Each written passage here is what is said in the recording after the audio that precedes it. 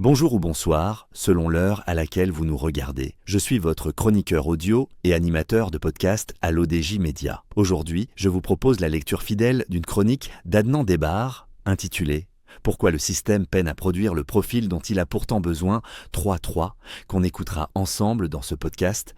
L'auteur commence son article ainsi. Dans cette troisième et dernière chronique, Adnan Debbar déplace le regard vers l'intérieur du système politique marocain pour en interroger ses mécanismes. Après avoir établi la nécessité de penser politiquement l'action publique et esquisser le profil du responsable capable d'en porter la cohérence, il s'agit désormais de comprendre pourquoi ce profil, pourtant identifié, peine à émerger. L'analyse pointe moins un déficit d'individus que des règles implicites de sélection, de promotion et de fonctionnement qui privilégient la continuité et la prudence, empêchent leur émergence. Les deux chroniques précédentes ont posé un cadre clair. La première a montré la nécessité de penser politiquement le Maroc, c'est-à-dire de relier l'action publique à une architecture de sens, de légitimité et de projection. La seconde a tenté de définir, sans nommer, le profil fonctionnel que cette exigence suppose au sommet du gouvernement, un responsable capable de tenir ensemble la pensée, la médiation et l'action.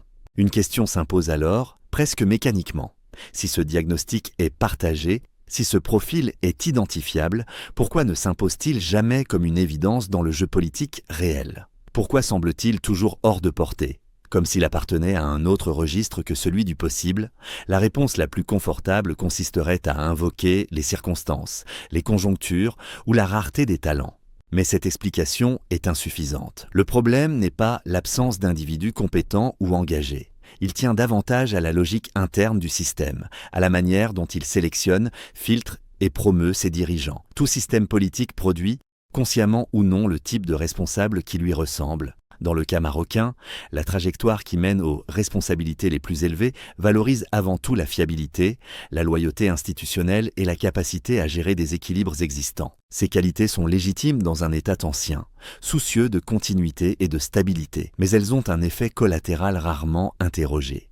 Elles rendent plus difficile l'émergence de profils capables de penser et d'assumer une transformation d'ensemble. La capacité à formuler une vision transversale, à articuler des registres différents, symboliques, institutionnels, social, économiques, est souvent perçue comme une prise de risque. Elle introduit de la complexité là où le système privilégie la prévisibilité. De même, la médiation réelle entre intérêts divergents suppose une autonomie de jugement qui s'accorde mal avec des parcours construits sur des appartenances, des équilibres et des redevabilités multiples. Enfin, la conduite d'une transformation publique exigeante implique de remettre en question des routines, des procédures et parfois des zones de confort. Or, un système administratif et politique fonctionne d'abord à la reproduction de ses propres règles. Il est naturellement enclin à préférer des profils capables d'en assurer la continuité plutôt que de les reconfigurer. Cette logique est renforcée par l'état des organisations censées former et porter des dirigeants politiques. Les partis en particulier remplissent de moins en moins une fonction de maturation programmatique et de sélection exigeante des compétences. Ils sont davantage devenus des instruments de positionnement électoral et de gestion interne, où la loyauté et la capacité à tenir un appareil priment, souvent sur la construction d'une vision de gouvernement. Le Parlement, affaibli dans sa fonction de contrôle et de production normative, ne joue plus pleinement son rôle d'école de la responsabilité exécutive.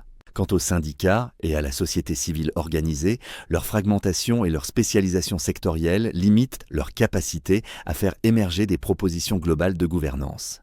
Il en résulte un paysage où les lieux de formation d'un profil politique complet, capable de synthèse et de projection, sont rares, discontinus et peu connectés entre eux. Dans ce contexte, l'exécutif est souvent confié à des profils compétents dans un registre précis.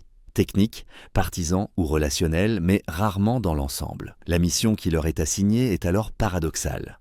Conduire des réformes systémiques avec des outils et une légitimité partielle. La difficulté n'est pas seulement que le système échoue à produire des dirigeants compétents, mais qu'il exclut aussi, par construction, les profils capables d'en faire évoluer la rationalité. Ce décalage produit une dynamique bien connue, l'ajustement permanent. On réforme par touche, on corrige à la marge, on empile des dispositifs sans refonder les processus. L'action publique progresse, mais sans produire de bascule perceptible. Chaque difficulté rencontrée renforce l'idée qu'il faut avancer avec prudence, ce qui alimente à son tour la préférence pour des profils rassurants, au détriment de profils intégrateurs. Le système ne se bloque pas, il s'autolimite. Il ne refuse pas le changement, il l'encadre étroitement. La conclusion de cette analyse n'est ni pessimiste ni accusatoire. Elle invite simplement à déplacer le regard. La question centrale n'est pas « où sont les responsables capables ?» Elle est plutôt « quelles sont les règles, explicites ou implicites, qui rendent leur émergence et leur action difficiles ?»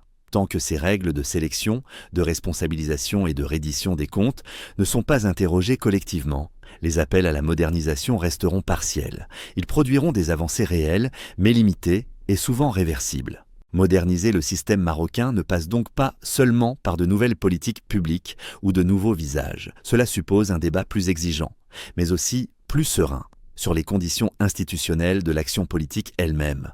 Comment on sélectionne, comment on mandate, comment on évalue.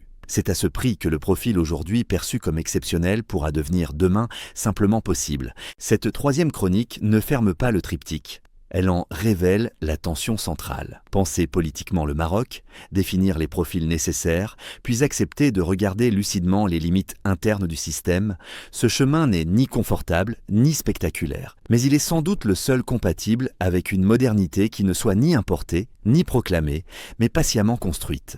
Merci de nous avoir suivis. Je vous donne rendez-vous très prochainement pour une nouvelle chronique sur l'ODG Média.